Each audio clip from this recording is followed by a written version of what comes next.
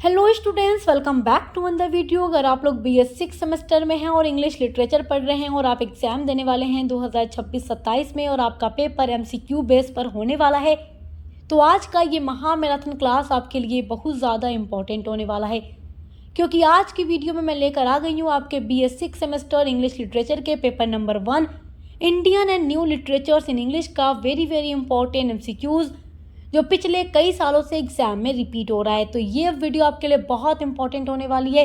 अगर अभी तक आपने कुछ नहीं पढ़ा है, आपको काफ़ी ज़्यादा टेंशन है हम अपने MCQs को कैसे तैयार करें, तो आप बस इस एक वीडियो को देखकर एग्जाम देने चले जाइए। मैं आपकी टोटल 8 यूनिट से बनने वाले सारे इंपॉर्टेंट MCQs को इस वीडियो में कवर कर रही हूँ। तो चलिए बिना देर किए वीडियो स्टार्ट करते हैं। आपका पहला वेरी मोस्ट इम्पॉर्टेंट MCQ है, देखिए, who is known as the father of nation in India. Father of nation यानी कि हमारे भारत के राष्ट्रपिता कौन कहे जाते हैं? तो हम सभी जानते हैं कि महात्मा गांधी हमारे देश के राष्ट्रीय पिता हैं। ऑप्शन नंबर सी, महात्मा गांधी आपका सही उत्तर है। अगला वेरी मोस्ट इम्पॉर्टेंट MCQ आपका है, what was the full name of Mahatma Gandhi. तो महात्मा गांधी का पूरा नाम था Mohandas Karamchand Gandhi. Option number A right है।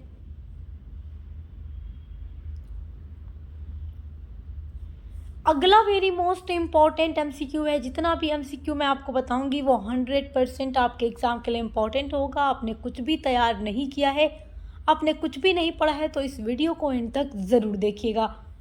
When was Mahatma Gandhi born? Mahatma Gandhi का जन्म कब हुआ था?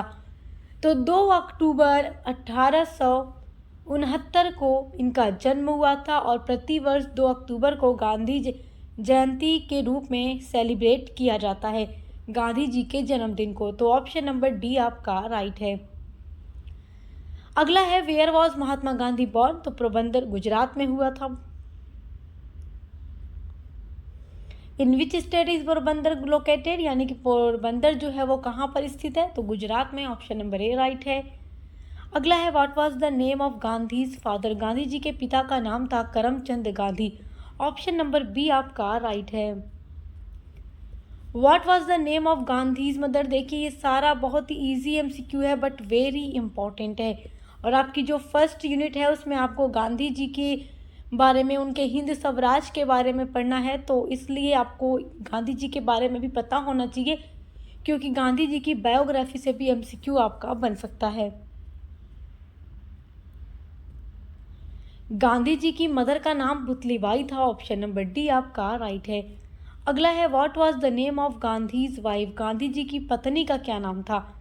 तो कस्तूरबा गांधी, जिनको प्यार से बा भी कहा जाता था।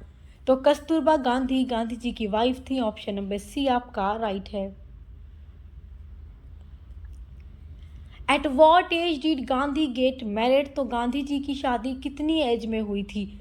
तो 13 ईयर ओनली, यानी कि गांधी जी केवल 13 साल के थे, तो इनकी शादी कस्तूरबा के साथ कर दी गई थी। ऑप्शन नंबर ए 13 ईयर्स आपका राइट आंसर है। अगला है, in which country did Gandhi to go study law? देखिए, गांधी जी को स्टडी करने के लिए, लॉ की स्टडी करने के लिए भेजा गया था। तो कहाँ भेजा गया था? तो इनको भेजा गया था इंग्लैंड। ये इंग्लैंड गए थे लॉ की स्टडी पूरी करने। ऑप्शन नंबर सी आपका राइट है।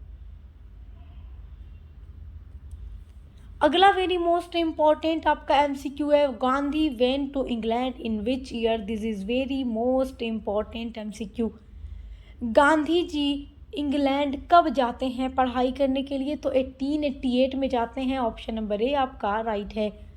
अगला है, what profession did Gandhi practice? मतलब गांधी जी किस प्रोफेशन की प्रैक्टिस कर रहे थे, या वो क्या बन रहे थे? तो वो लॉयर, क्योंकि लॉ की पढ़ाई करने के लिए वो गए थे। तो ऑप्शन नंबर सी लॉयर आपका सही उत्तर है। आपका next very most important MCQ है, in which country did Gandhi first start his movement against racial discrimination? Racial discrimination के खिलाफ गांधी जी ने अपना मूवमेंट सबसे पहले किस कंट्री में शुरू किया? तो देखिए, रेशियल डिस्क्रिमिनेशन का मतलब होता है जो त्वचा को लेकर भेदभाव होता है, गोरे काले को लेकर जो नस्लीय भेदभाव होता है, उसके खिलाफ गांधी जी ने आंदोलन सबसे पहली बार साउथ अफ्रीका में शुरू किया था। साउथ अफ्रीका जब ये जाते हैं तो वहाँ पर गोरे काले में भेदभाव ये पाते हैं, तो जिसके लिए वो मूवमेंट यानी आंदोलन करते हैं। ऑप्शन नंबर डी आपका राइट है। अगला है what was the main weapon of Gandhi's struggle. Gandhi ji के स्ट्रगल का वीपन यानी हथियार क्या था? तो नॉन वायलेंस यानी कि अहिंसा के आधार पर ये आंदोलन करते थे। ऑप्शन नंबर बी आपका राइट है। अगला इंपॉर्टेंट एमसीक्यू है which movement was started by Gandhi in 1920। 1920 में गांधी जी के द्वारा कौन सा मूवमेंट शुरू किया गया था? तो नॉन कोऑपरेशन मूवमेंट यानी जो असहयोग आंदोलन था वो गांधी जी के द्वारा शुरू किया गया था। तो ऑप्शन नंबर बी आपका राइट है। Who wrote the book Hind Swaraj? This is very important, ये आपके एग्जाम में जरूर पूछेगा। Gandhi ji wrote Hind Swaraj. Option number C आपका राइट है। In which year was Hind Swaraj written? देखिए यूनिट नंबर 1 पर मैं डिटेल वीडियो अपलोड कर चुकी हूँ और आपके सिलेबस में 8 यूनिट हैं और टोटल 8 यूनिट्स मैं पढ़ा चुकी हूँ। तो आपने अगर यूनिट्स हमारे साथ पढ़ा होगा तो आपके लिए सारे एमसीक्यूज अटेम्प्ट करना बहुत ही आसान होगा।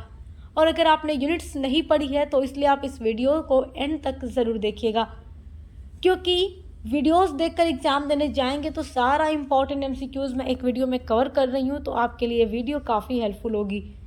इन which year was Hind Swaraj written? तो ये गांधी जी के द्वारा हिंद स्वराज बुक लिखी गई थी 1909 में। ऑप्शन नंबर बी आपका राइट है। In which language was Hind Swaraj originally written? तो मूल लैंग्वेज यानी कि ओरिजिनल लैंग्वेज क्या है हिंद स्वराज की? तो गांधी जी ने इसको अपनी मदर टंग गुजराती में लिखा था, क्योंकि ये गुजरात के थे। ऑप्शन नंबर डी राइट है। अगला है where did Gandhi write Hind Swaraj?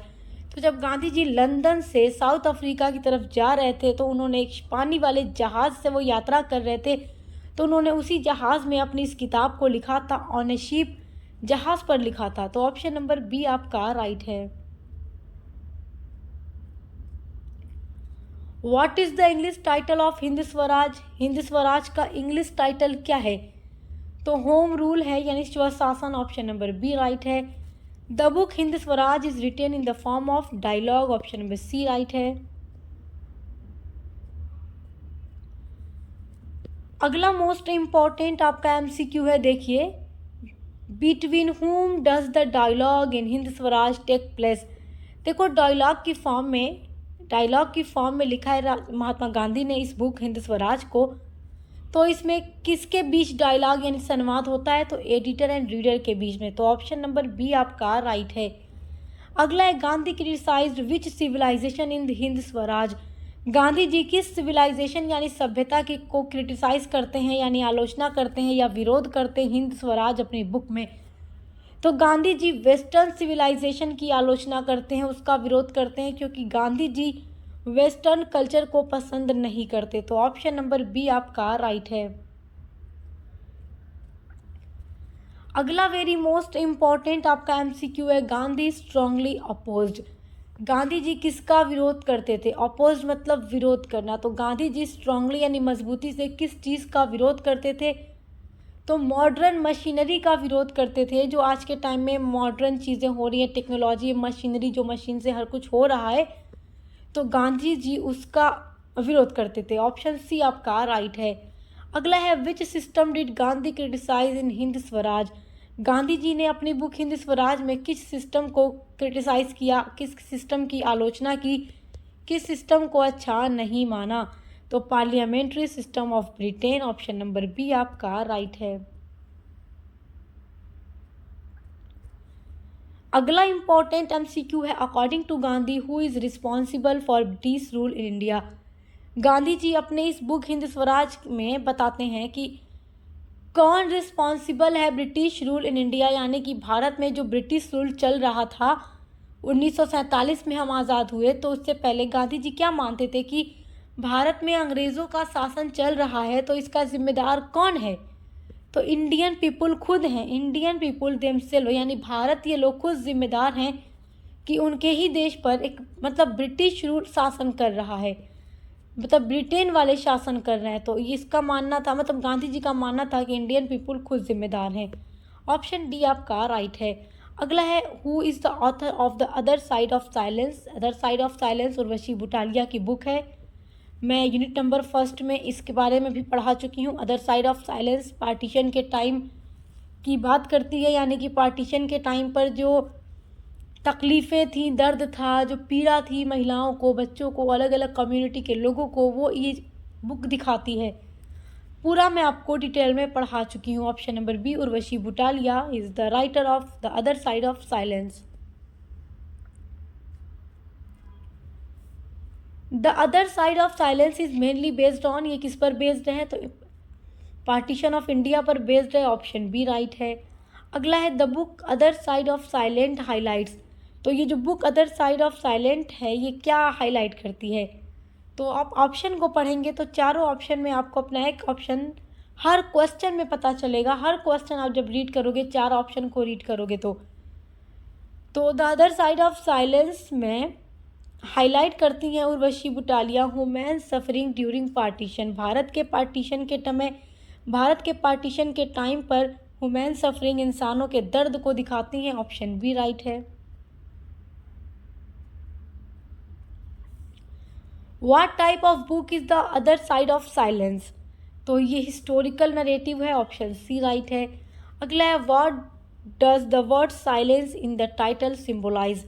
The other side of silence में जो साइलेंस टाइटल है, ये किस चीज़ का प्रतीक है? सिम्बोलाइज यानी किस चीज़ का प्रतीक है? तो साइलेंस का मतलब है untold stories and hidden pain, ऐसी कहानियाँ जो कही नहीं गई और जो हिडन यानी छुपा हुआ, पेन यानी दर्द है, उसको हाईलाइट करता है, उसका सिंबल है। ऑप्शन नंबर डी आपका राइट है। अगला है, which issue is strongly discussed in the other side of silence?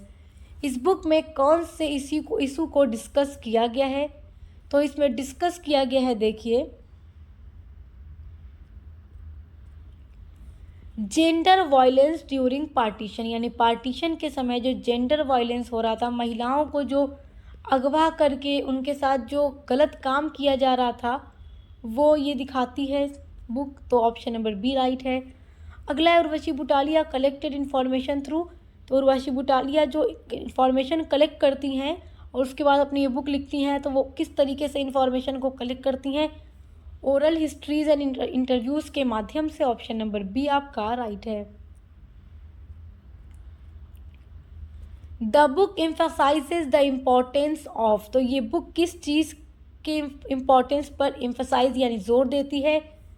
तो रिमेंबरिंग फॉरगेटन हिस्ट्रीज, यानी कि ये याद दिलाती है उन हिस्ट्रीज़ को जो भूल गए लोग। तो ऑप्शन नंबर ए आपका राइट है। अगला वेरी मोस्ट इम्पॉर्टेंट MCQ है, in our casuarina tree the tree mainly symbolises. Unit number 2 में आपको our casuarina tree by Toru Dutt ये पोएम आपको पढ़ना है। मैं ये पोएम पूरा लाइन बाय लाइन आपको हिंदी में समझा कर पढ़ा चुकी हूँ और इसका जो MCQs इम्पॉर्टेंट है वो इस वीडियो में मैं कवर कर रही हूँ। और बाकी हर एक पोएम, हर एक नॉवेल, हर एक ड्रामा पर मैंने अलग अलग भी MCQs की वीडियोस आपके लिए अपलोड की हैं, तो आप उन वीडियोस को चाहें तो देख सकते हैं। इन आवर कैजुरिना ट्री में जो ट्री होता है, जो पेड़ होता है कैजुरिना का, वो किस चीज़ का सिंबल होता है? ये सिंबल होता है चाइल्डहुड मेमोरीज ऑफ इमोर्टलिटी, यानी कि बचपन की जो यादें होती हैं उसका प्रतीक होता है, क्योंकि तोरू दत्त अपने बचपन में अपने भाई बहनों के साथ उस पेड़ के नीचे खेला करती थी। ऑप्शन नंबर बी आपका राइट है। आपका अगला वेरी इंपॉर्टेंट क्वेश्चन है, which poetic device is used in the line like a huge python winding round and round? इस पोएम में ये एक लाइन होती है, लाइक ए यूग पाइथन, यानी कि पाइथन की तरह ये एकदम जकड़ा होता है, वाइंडिंग राउंड एंड राउंड, गोल गोल करके। तो ये इसमें कौन सा पोएटिक डिवाइस या फिगर ऑफ स्पीच यूज़ किया गया है? तो सिमिली यानी उपमा को यूज़ किया गया है। ऑप्शन नंबर डी आपका राइट है। अगला वेरी इंपॉर्टेंट क्वेश्चन है, the casuarina tree reminds the poet of. तो जो कैजुरिना का ट्री है वो क्या रिमाइंड करता है पोएट को? तो हर लॉस्ट चाइल्डहुड कॉम्पेनियंस, यानी कि बचपन में वो पेड़ों के नीचे खेला करती थी, तो वो चीज़ें उनको याद आती हैं। ऑप्शन नंबर बी आपका राइट है। Why does the poet pray that the tree may never be forgotten. Poet यानी जो कवित्री हैं, कवित्री जो हैं आवर कैजुलिना ट्री की क्या नाम है, तोरू दत्त, वो क्यों प्रे करती हैं, वो क्यों चाहती हैं, दुआ करती हैं दैट कि द ट्री जो पेड़ है कैजुलिना का नेवर बी फॉरगॉटन, इसको कभी भी भूला ना जाए, ये पेड़ हमेशा अमर रहे। तो वो अपनी इस पोएम के थ्रू इस पेड़ को अमर रखना चाहती हैं, क्योंकि ये पोएम हर कोई पढ़ेगा। आज आप पढ़ रहे हैं, कल कोई और बच्चा आएगा सेमेस्टर में, आपके 6 सेमेस्टर में, फिर वो पढ़ेगा। ऐसे ही हर बच्चे इसको पढ़ेंगे और ये पोएम हर बच्चे जानेंगे इस पेड़ के बारे में। तो पोएट क्यों चाहती हैं कि ये पेड़ हमेशा याद रहे लोगों को, ये पेड़ अमर हो जाए? Because it is connected with her emotions and memories, क्योंकि ये पेड़ जुड़ा हुआ है उनकी भावनाओं से और उनकी बचपन की यादों से। ऑप्शन नंबर बी आपका राइट है।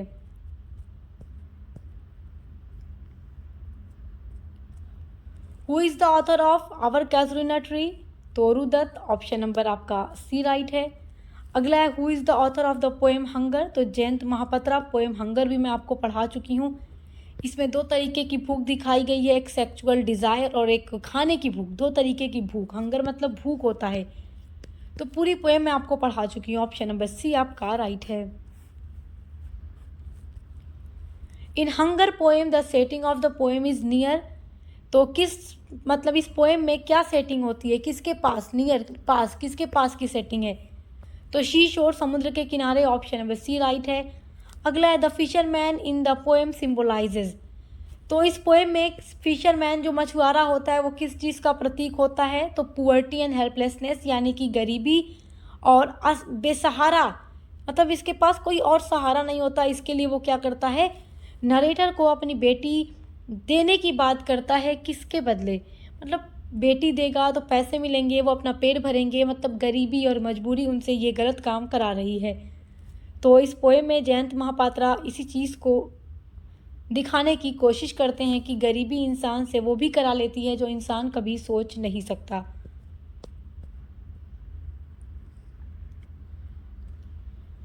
अगला इंपॉर्टेंट एमसीक्यू है what kind of hunger is mainly explored in the poem. इस पोएम हंगर में किस तरीके की हंगर को दिखाया गया है? तो फिजिकल एंड सेक्सुअल हंगर, जो जिस्म की भूख होती है, जो सेक्सुअल डिज़ायर होती है, जो सेक्सुअल हंगर होता है, उसको दिखाया गया है। ऑप्शन नंबर बी आपका राइट है। The fisherman offers his daughter to the speaker because of. तो पोएम के नरेटर को फिशरमैन अपनी बेटी ऑफर करता है किस चीज़ के लिए? हिज पुअर्टी, अपनी गरीबी के लिए। ऑप्शन नंबर डी आपका राइट है।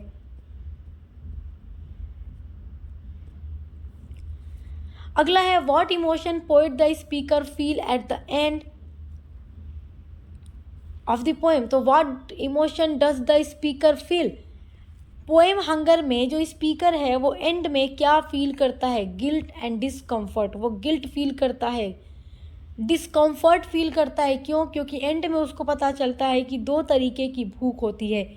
एक वो भूख जो इसके अंदर है, सेक्सुअल डिज़ायर, फिजिकल, और दूसरी भूख उस गरीब मछुआरे की कि वो अपना पेट भरने के लिए अपनी बेटी ऑफर करता है कि उसे बदले में कुछ पैसे मिलेंगे। तो ऑप्शन नंबर सी राइट है। अगला है द पोएम हंगर क्रिटिसाइजेज। ये पोएम हंगर क्या क्रिटिसाइज करती है? Human exploitation caused by poverty. इंसानों का जो एक्सप्लॉयटेशन होता है वो चीज़ दिखाती है गरीबी की वजह से, कि गरीबी इंसान से वो भी करा लेती है जो इंसान कभी सोच भी नहीं सकता, वो भी इंसान करने पर मजबूर हो जाता है। अगला वेरी इंपॉर्टेंट है आपका the play 7 steps around the fire mainly deals with the issues faced by. The 7 steps around fire written by Mahesh Dattani. तो इसमें किस चीज़ के इशू को दिखाया गया है? तो हिजरा कम्युनिटी, जो हिजरा होते हैं, जो किन्नर होते हैं, उनके साथ सोसाइटी में जो भेदभाव किया जाता है उसको ये प्ले दिखाने की कोशिश करता है। ये पूरा प्ले मैं आपको पढ़ा चुकी हूँ। पूरा प्ले ज़रूर पढ़िएगा ताकि आप समरी पूरी समझ जाएं। समरी समझे रहेंगे, एमसीक्यूज़ को अटेम्प्ट करना आसान होगा। ऑप्शन नंबर डी आपका राइट है। Who is murdered in the play the 7 steps around the fire. तो इसमें किसका मर्डर होता है? तो कमला का मर्डर होता है, जो कि एक किन्नर होती है, एक हिजड़ा होती है। और क्यों मर्डर हो जाता है? क्योंकि इस सोसाइटी के एक ऐसे आदमी से शादी करती है, छुप करके शादी करती है, जो काफ़ी मतलब ऊंचे पद वाला व्यक्ति होता है, जिसकी समाज में इज्जत होती है। और वो भी इसको कमला को पसंद करता था, भले ये हिजड़ा थी, लेकिन वो कमला को पसंद करता था क्योंकि कमला काफ़ी खूबसूरत थी। जब ये बात उस लड़के के फादर को पता चलती है तो इसका मर्डर करा दिया जाता है। तो यही दिखाया गया है कि कैसे किन्नर लोगों के साथ अन्याय किया जाता है। तो राइटर यही चीज़ दिखाने की कोशिश करते हैं अपने इस प्ले में। Why Kamala killed in 7 steps around the fire. देखो, फायर यानी 7 स्टेप्स यानी आग के जो 7 फेरे लिए जाते हैं जब शादी होती है, तो यही इस प्ले का टाइटल है। तो कमला को क्यों मारा जाता है इस प्ले में? Because she secretly married Subbu. वो सुब्बू के साथ शादी कर लेती है गुप्त रूप से। ऑप्शन नंबर सी आपका राइट है। The protagonist of 7 steps around the fire is Uma Rao. Protagonist यानी मेन कैरेक्टर होती हैं, और ये मेन कैरेक्टर होती हैं और वो कमला के मर्डर की पूरी जांच करती हैं। उमा राव प्रोफेशनली है। तो उमा राव का जो प्रोफेशन है वो रिसर्चर हैं और रिसर्च स्कॉलर हैं। ये जांच पड़ताल करती हैं कि कमला का मर्डर कैसे हो गया है, इसके पीछे की वजह क्या है। अगला है who is the author of the डोल ड्रमर्स। द डोल ड्रमर्स भी मैं आपको पढ़ा चुकी हूँ। इसके ऑथर हैं आसिफ करीम भाई। ऑप्शन नंबर आपका सी राइट है।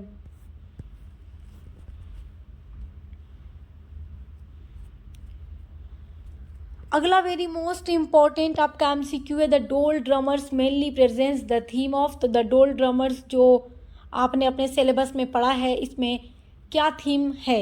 आसिफ करीम भाई के इस द डोल ड्रमर्स की थीम क्या है?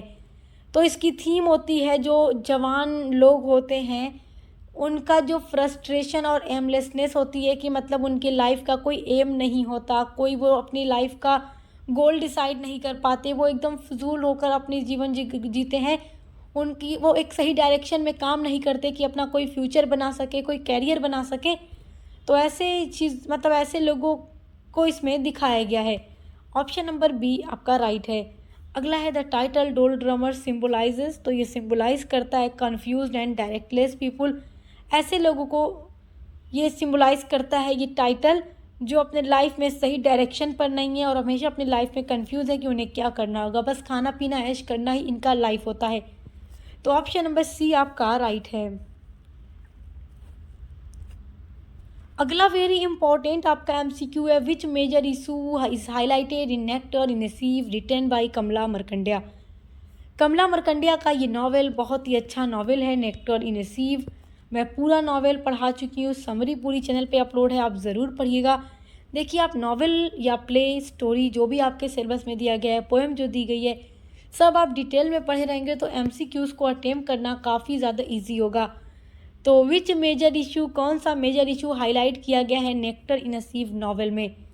तो रूरल पुअर्टी एंड इंडस्ट्रियलाइजेशन। देखिए, आप जानते हैं कि रुक्मणी इसमें मेन कैरेक्टर होती है, वो काफ़ी गरीब होती है और उसकी शादी एक बहुत गरीब किसान के साथ कर दी जाती है। ये अपनी लाइफ में कभी मतलब खुशियाँ नहीं देखती, इसके लाइफ में केवल दुख ही दुख होता है। लेकिन फिर भी इसे अच्छे दिन की उम्मीद होती है, गरीबी में अपना जीवन गुजार देती है, कई बार भूखमरी होती है।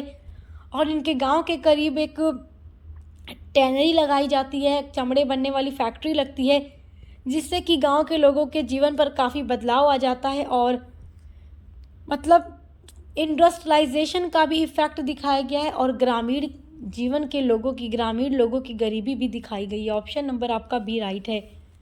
The tannery in the novel nectar in a sieve symbolises. तो इस नॉवेल में टैनरी क्या किस चीज़ का सिम्बोलाइज है? तो modern industrialisation and disruption. Option number C आपका राइट है। The title nectar in a sieve suggest. तो fragility of human life and hopes, मतलब कि इंसानों के जीवन। नेक्टर इन ए सीव का मतलब देखो क्या होता है, छलनी में अमृत, यानी चलनी में अगर हम अमृत रखेंगे तो चलनी में छेद होता है, छोटे छोटे, जैसे आटा वगैरह हम चालते हैं।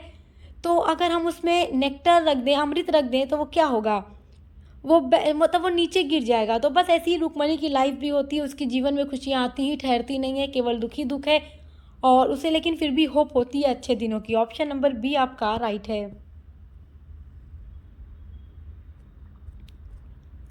अगला वेरी इंपॉर्टेंट एमसीक्यू है, what happens to Nathan and Rukmani at the end of novel.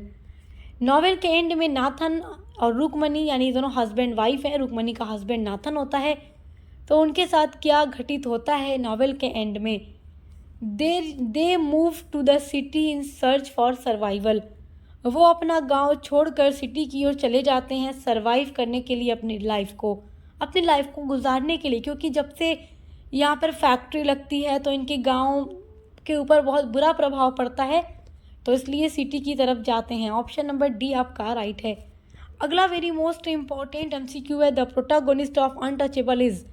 तो अनटचेबल भी मैं आपको पढ़ा चुकी है, नॉवेल है मुल्क राज आनंद का, जिसमें मुल्क राज आनंद सोसाइटी के लोअर कास्ट के लोगों की समस्याओं को दिखाते हैं। समस्याओं का मतलब उनके साथ हो रहे भेदभाव, अन्याय को दिखाते हैं कि कैसे लोअर कास्ट को कुछ भी नहीं समझा जाता, उन्हें अनटचेबल यानी अछूत माना जाता है, कि अगर वो टच भी हो जाएं और अपर कास्ट के लोगों में, जो लोअर कास्ट वाले लोग होते हैं, अगर वो अपर कास्ट के लोगों में टच भी हो जाए तो अपर कास्ट लोग उनको गाली गलौज करेंगे, उनको डांटेंगे, उनको मारेंगे। वही चीज़ इसमें होती है मेन प्रोटागोनिस्ट बाखा के साथ, जो कि एक टॉयलेट स्वीपर होता है, सफाई कर्मी होता है। ऑप्शन नंबर ए आपका राइट है।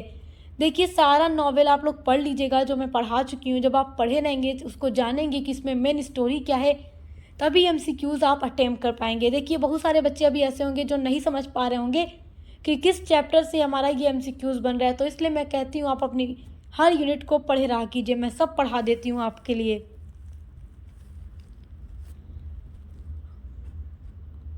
अगला इंपॉर्टेंट एमसीक्यू है, Bakha belongs to which community in the novel. तो नॉवेल में बाखा किस कम्युनिटी से बिलोंग करता है। अनटचेबल स्वीपर कास्ट यानी कि ये अछूत माना जाता है, लोअर कास्ट का होता है, और स्वीपर कास्ट जो सफाई करने वाले लोग होते हैं टॉयलेट की, वो उस कास्ट से बिलोंग करता है। ऑप्शन नंबर सी आपका राइट है। अगला है, the story of untouchable takes place within. तो वन डे यानी एक दिन की पूरी कहानी अनटचेबल में दिखाई गई है, मतलब बाका के साथ एक दिन में जो कुछ हो रहा है केवल वही इसमें दिखाया गया है, यानी कि कई महीनों सालों की कहानी नहीं दिखाई गई, ओनली वन डे की कहानी दिखाई गई। ऑप्शन नंबर आपका डी राइट है। अगला वेरी मोस्ट इम्पॉर्टेंट एमसीक्यू आपका है, which social evil is mainly exposed in Untouchable. तो कौन सी एक सोशल बुराई को इसमें दिखाया गया है अनटचेबल नॉवेल में। तो कास्ट डिस्क्रिमिनेशन यानी कि जो जाति भेदभाव है, और लोअर कास्ट के साथ, निम्न जाति के लोगों के साथ जो अन्याय, जो भेदभाव किया जा रहा है, उसको मुल्क राज आनंद अपने इस नॉवेल में उजागर करने की कोशिश करते हैं। ऑप्शन नंबर सी आपका राइट है। अगला है, बाखा वर्क एज ए, तो sweeper and toilet cleaner. Option number B आपका राइट है।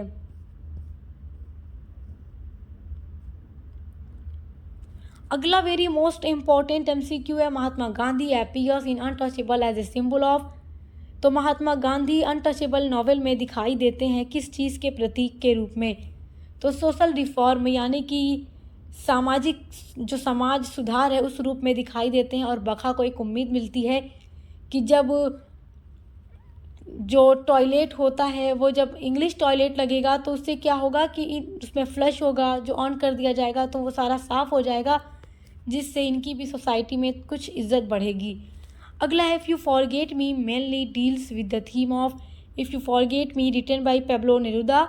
और इस पोएम में क्या है, इफ़ यू फॉरगेट मी, अगर तुम मुझे भूल जाओगी मैं तुम्हें भूल जाऊंगा। पोएट यही बात इसमें कहते हैं, यानी कि पोएट कहते हैं इस पोएम में कि अगर मेरी प्रेमिका तुम मुझे प्यार करना छोड़ दोगी तो मैं भी तुम्हें प्यार करना छोड़ दूंगा, प्यार दोगी तो प्यार दूंगा, छोड़ दोगी तो छोड़ दूंगा। तो इसकी थीम क्या है, conditional love and separation. Option number B आपका राइट है।